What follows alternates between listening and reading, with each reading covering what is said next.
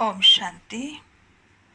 आज बाबा ने विशेष अटेंशन दिलवाया कि बच्चे दान देकर फिर याद नहीं आना चाहिए कि मैंने इतना दिया। अगर ये याद आया तो इसका मतलब हमें ममत्व है।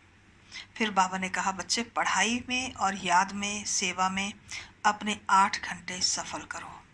अब यह सृष्टि का चक्र पूरा होता है। अब वापस घर जाने का समय है, तैयारी करो। आज बाबा ने 5 स्वमान मुख्य दिए। पहला स्वमान, मैं आत्मा ट्रस्टी हूँ। दूसरा स्वमान, मैं आत्मा पारस बुद्धि बनती हूँ। तीसरा स्वमान, मैं आत्मा विश्व का परिवर्तन करने वाली उदाहरण स्वरूप आत्मा हूँ।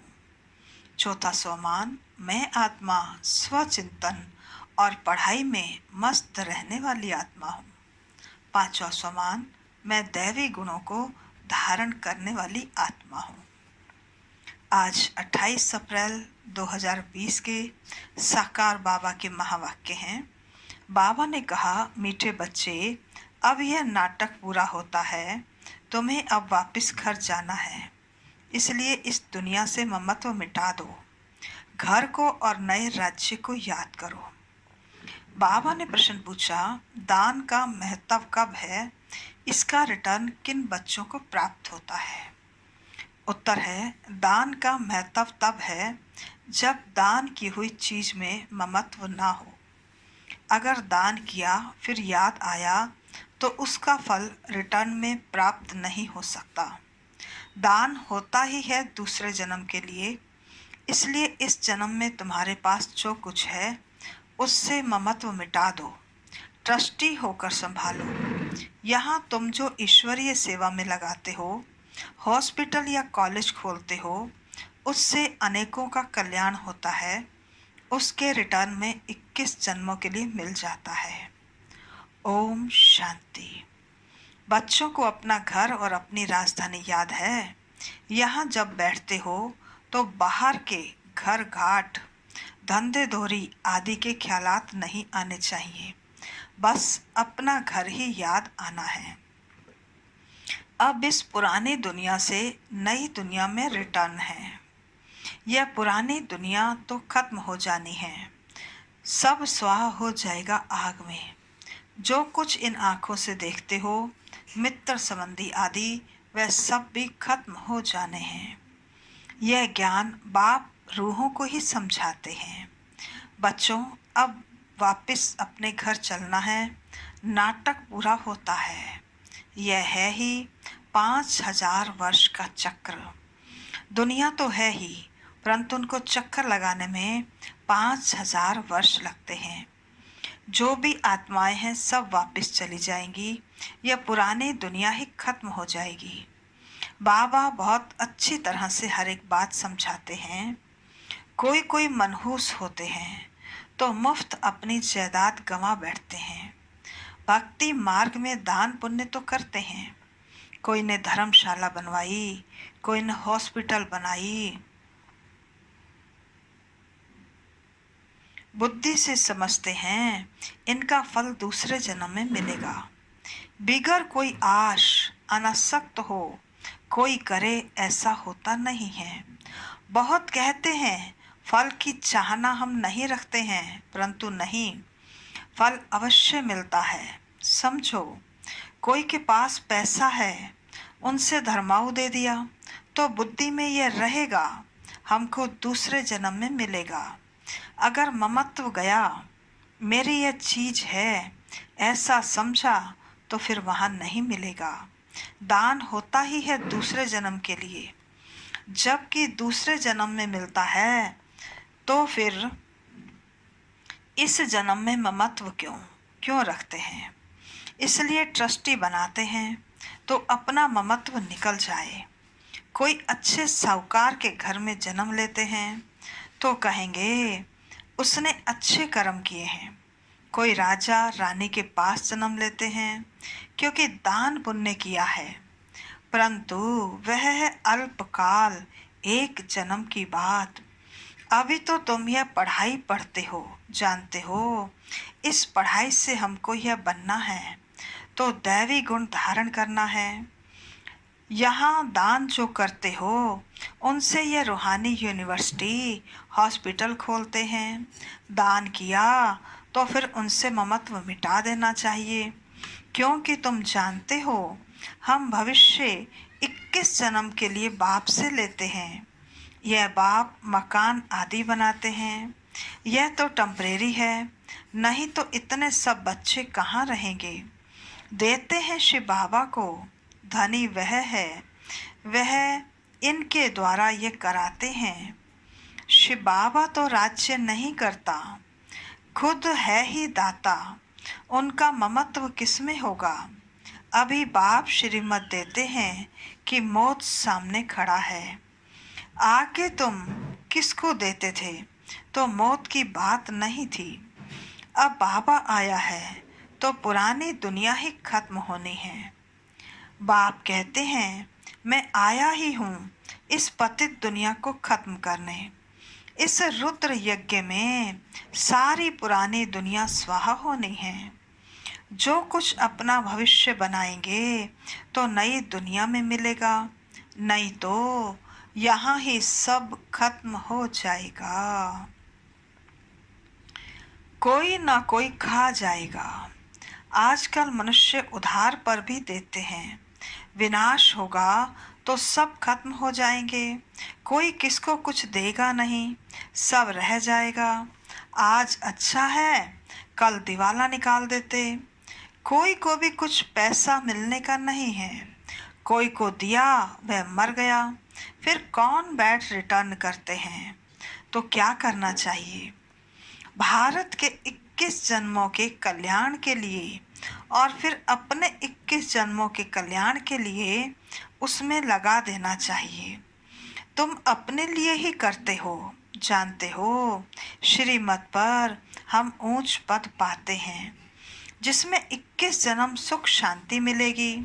इनको कहा जाता है अविनाशी बाबा की रूहानी हॉस्पिटल और यूनिवर्सिटी, जिससे हेल्थ, वेल्थ और हैप्पीनेस मिलती है।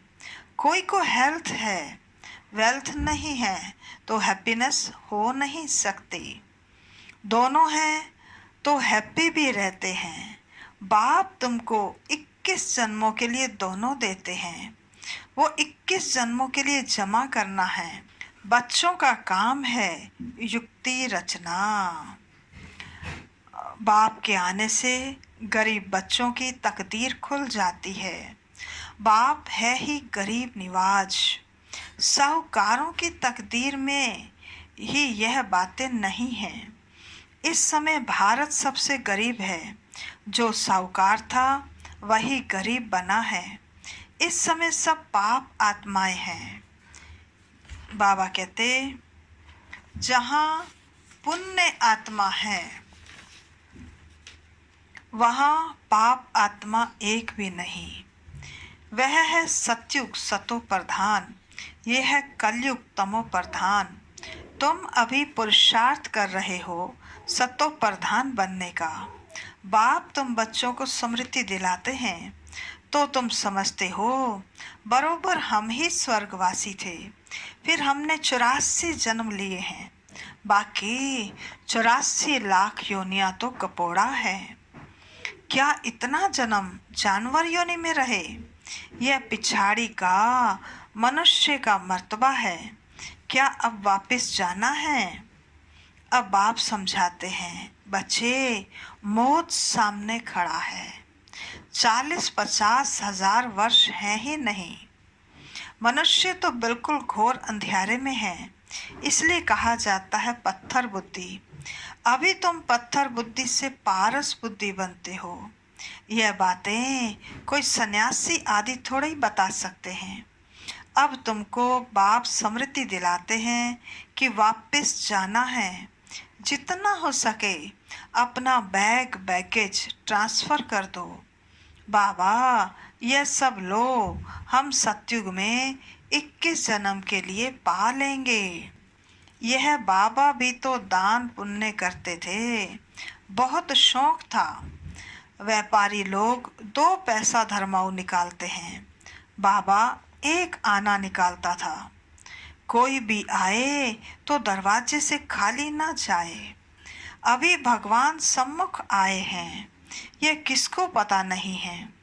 मनुष्य दान पुण्य करते करते मर जाएंगे, फिर कहाँ मिलेगा। पवित्र बनते नहीं, बाप से प्रीत रखते नहीं। बाप ने समझाया है, यादव और कौरवों की है विनाश काल विपरीत बुद्धि, पांडवों की है विनाश काले प्रीत बुद्धि। यूरोपवासी सब यादव हैं जो मूसल आदि निकालते रहते हैं। शास्त्रों में तो क्या क्या बातें लिख दी हैं। ढेर शास्त्र बने हुए हैं ड्रामा प्लान अनुसार। इसमें प्रेरणा आदि की बात नहीं। प्रेरणा माना विचार। बाकी ऐसे थोड़ी बाप प्रेरणा से पढ़ाते हैं। बाप समझाते हैं, यह भी एक व्यापारी था, अच्छा नाम था, सभी इज्जत देते थे। बाप ने प्रवेश किया और इसने गाली खाना शुरू कर दी। शिव बाबा को जानते नहीं ना उनको गाली दे सकते हैं, गाली ये खाते हैं। कृष्ण ने कहा, मैं नहीं माखन खायो। यह भी कहते हैं, काम तो सब कुछ बाबा का है, मैं कुछ नहीं करता हूँ, जादूगर वह है, मैं थोड़ा ही हूँ। मुफ्त में इनको गाली दे देते हैं। हमने कोई को भगाया क्या? किसको भी नहीं कहा कि तुम भाग कर आओ। हम तो वहाँ थे, ये आप पे ही भाग आए। मुफ्त में दोष डाल दिया है। कितनी गाली खाई, क्या क्या बातें शास्त्रों में लिख दी हैं। बाप समझाते हैं, ये फिर भी होगा। यह है सारी ज्ञान की बात। कोई मनुष्य यह थोड़ी कर सकता है, सो भी ब्रिटिश गवर्नमेंट के राज्य में कोई के पास इतनी कन्याएं माताएं बैठ जाएं और कोई कुछ कर ना सके। कोई के संबंधी आते थे तो एकदम भगा देते थे। बाबा तो कहते थे, बल इनको समझा कर ले जाओ। मैं कोई मना थोड़े करता हूँ, परंतु किसकी हिम्मत नहीं होती थी। बाप की ताकत थी ना, नथिंग न्यू। वह फिर भी सब होगा। गाली भी खानी पड़े, द्रौपदी की भी बात है ना। ये सब द्रौपदियाँ और दुशासन हैं, एक की बात नहीं थी। शास्त्रों में ये गपोड़े किसने लिखे? बाप कहते हैं, यह भी ड्रामा में पार्ट है। आत्मा का ज्ञान ही कोई में नहीं है। बिल्कुल ही देह अभिमानी बन पड़े हैं। देही अभिमानी बनने में मेहनत है। रावण ने बिल्कुल ही उल्टा बना दिया है। अब बाप सुलटा बनाते हैं। देही अभिमानी बनने से स्वतः स्मृति रहती है कि हम आत्मा हैं। यह देह बाजा है बजाने के लिए। यह स्मृति भी रहती तो भी दैवी गुण आते जाते हैं। तुम किसको दुख भी नहीं दे सकते हो। भारत में ही इन लक्ष्मी नारायण का राज्य था। 5000 वर्ष की बात है। अगर कोई लाखों वर्ष कहते हैं तो घोर अंधियारे में है। ड्रामानुसार जब समय पूरा हुआ है तब बाप फिर से आया है। अब बाप कहते हैं, बच्चे हमारी श्रीमत पर चलो। मौत सामने खड़ा है, फिर अंदर की जो कुछ आश है वह रह जाएगी। मरना तो है जरूर। यह वही महाभारत लड़ाई है। जितना अपना कल्याण कर सको उतना अच्छा है, नहीं तो तुम खाली हाथ जाएंगे। सारी दुनिया खाली हाथ जानी है। सिर्फ तुम बच्चे भरतू हाथ अर्थात धनवान हो जाते हो। इसमें समझने की बड़ी विशाल बुद्धि चाहिए। कितने धर्म के मनुष्य हैं, हर एक की अपनी एक्ट चलती है। एक की एक्ट ना मिले दूसरे के से। सबके फीचर्स अपने अपने हैं। कितने सारे फीचर्स हैं, ये सब ड्रामा में नोंद है। वंडरफुल बातें हैं ना। अब बाप कहते हैं अपने को आत्मा समझो। हम आत्मा 84 का चक्कर लगाते हैं। हम आत्मा इस ड्रामा में एक्टर है। इनसे हम निकल नहीं सकते, मोक्ष पा नहीं सकते, फिर ट्राई करना भी फालतू है। बाप कहते हैं ड्रामा से कोई निकल जाए, दूसरा कोई ऐड हो जाए, ये हो नहीं सकता। इतना सारा ज्ञान सबकी बुद्धि में रह नहीं सकता। सारा दिन ऐसे ज्ञान में रमण करना है। एक घड़ी आधी घड़ी, आधी भी बुनियाद, यह याद करो, फिर उनको बढ़ाते जाओ। 8 घंटा बस स्थूल सर्विस करो, आराम भी करो। इस रूहानी गवर्नमेंट की सर्विस में भी टाइम दो। तुम अपनी ही सर्विस करते हो, यह है मुख्य बात। बाबा कहते बच्चे याद की यात्रा में रहो, बाकी ज्ञान से ऊंच पद पाना है। याद का अपना पूरा चार्ट रखो। ज्ञान तो सहज है, जैसे बाप की बुद्धि में है कि मैं मनुष्य सृष्टि का बीज रूप हूँ। इनके आदि मध्य अंत को जानता हूँ। हम भी बाबा के बच्चे हैं। बाबा ने ये समझाया है कैसे ये चक्र फिरता है। उस कमाई के लिए भी तुम 8-10 घंटा देते हो ना। अच्छा ग्राहक मिल जाता है तो रात को कभी उबासी नहीं आती है। उबासी दी तो समझा जाता है ये थका हुआ है। बुद्धि कहाँ बाहर भटकती होगी। सेंटर्स पर भी बड़ा खबरदार रहना है। जो बच्चे दूसरों का चिंतन नहीं करते हैं, अपनी पढ़ाई में ही मस्त रहते हैं, उनकी उन्नति सदा होती है। तुम्हें दूसरों का चिंतन कर अपना पद भ्रष्ट नहीं करना है। Hear no evil, see no evil, talk no evil, think no evil, do no evil. कोई अच्छा नहीं बोलता है तो एक कान से सुन दूसरे से निकाल दो। हमेशा अपने को देखना चाहिए, ना कि दूसरों को। अपनी पढ़ाई नहीं छोड़नी चाहिए। बहुत ऐसे रूठ पड़ते हैं, आना ही बंद कर देते हैं, फिर आ जाते हैं। नहीं आएंगे तो जाएंगे कहाँ? स्कूल तो एक ही है। बाबा कहते बच्चे अपने पैर पर कुल्हाड़ा नहीं लगाना है। तुम अपनी पढ़ाई में मस्त रहो, बहुत खुशी में रहो। भगवान पढ़ाते हैं, बाकी क्या चाहिए। भगवान हमारा बाप, टीचर, सतगुरु है। उनसे ही बुद्धि का योग लगाया जाता है। वह है सारी दुनिया का नंबर 1 माशूक, जो तुमको नंबर 1 विश्व का मालिक बनाते हैं। बाप कहते हैं तुम्हारी आत्मा बहुत पतित है, उड़ नहीं सकती, पंख कटे हुए हैं। रावण ने सभी आत्माओं के पंख काट दिए हैं।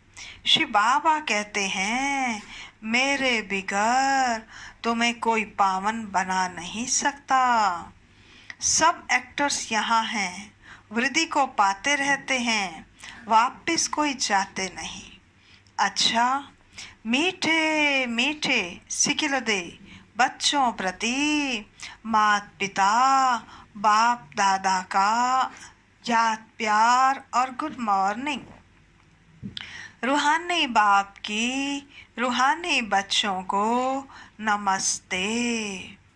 हम रूहानी बच्चों की रूहानी बाप दादा को नमस्ते नमस्ते नमस्ते। सदा रहेंगे हंसते, बनेंगे फरिश्ते, चलेंगे परम धाम के सीधे रास्ते। धारणा के लिए मुख्य सार। पहला, स्वयं के चिंतन और पढ़ाई में मस्त रहना है। दूसरे को नहीं देखना है। अगर कोई अच्छा नहीं बोलता है तो एक कान से सुन, दूसरे कान से निकाल देना है। रूठ करके पढ़ाई नहीं छोड़नी है। दूसरा, जीते जी सब कुछ दान करके अपना ममत्व मिटा देना है। पूरा विल कर ट्रस्टी बन हल्का रहना है। देही अभिमानी बन सर्वदैवी गुण धारण करने हैं। आज का वरदान है, अपने मूल संस्कारों के परिवर्तन द्वारा विश्व परिवर्तन करने वाले उदाहरण स्वरूप भव। अपने मूल संस्कारों के परिवर्तन द्वारा विश्व परिवर्तन करने वाले उदाहरण स्वरूप भव। विस्तार है, हर एक में जो अपना मूल संस्कार है, जिसको नेचर कहते हो, जो समय प्रति समय आगे बढ़ने में रुकावट डालता है, उस मूल संस्कार का परिवर्तन करने वाले उदाहरण स्वरूप बनो, तब संपूर्ण विश्व का परिवर्तन होगा। अब ऐसा परिवर्तन करो जो कोई यह वर्णन ना करे कि इनका यह संस्कार तो शुरू से ही है। जब परसेंटेज में अंश मात्र भी पुराना कोई संस्कार दिखाई ना दे, वर्णन ना हो, तब कहेंगे ये संपूर्ण परिवर्तन के उदाहरण स्वरूप हैं।